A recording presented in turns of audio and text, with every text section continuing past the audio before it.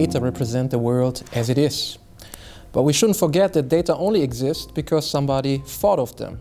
They only exist because somebody put them into the world.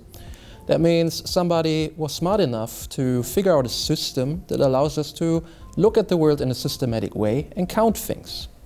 Now, ideally, we count things as accurately as possible, but you will already see, since a person decides to count in a specific way, from a specific angle, maybe it cannot be that free of bias as we wish it would be.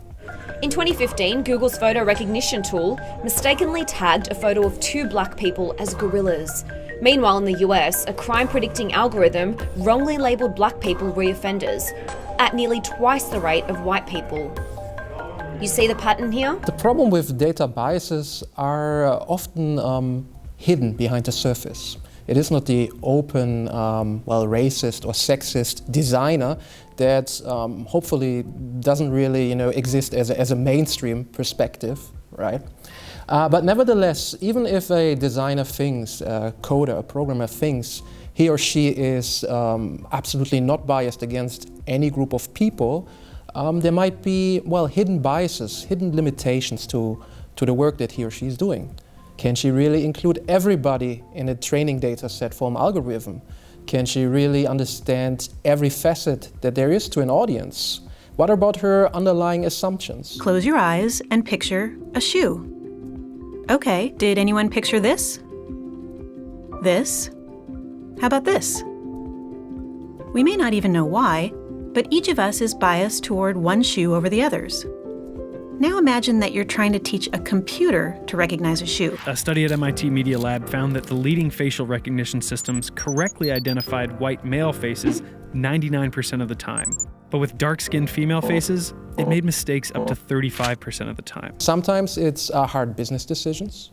It's very difficult and very expensive to train an algorithm with all the data that might be needed to make that thing see and hear everybody. So often organizations, in order to save costs or make a profit, they focus on what they think is the main customer. And then suddenly you will realize that some logical, some practical arguments all lead to this nasty outcome that at the end of the day, somebody may feel excluded. And as more industries which have a deep impact on people's lives turn to technology, and specifically to algorithms in services like school admissions, job applications, insurance rates, and credit scores, a significant question arises. Can algorithms really yield fair results? My mission is to dig a bit deeper into the causes of data bias. I want to dig a bit deeper into what types of data biases can we actually spot and differentiate between. I would like to know what are the social and cultural factors in an organization that may lead to biases. Is it just ignorance? Is it primarily business goals among designers in a company? So what are the causes? What are the different types of data biases?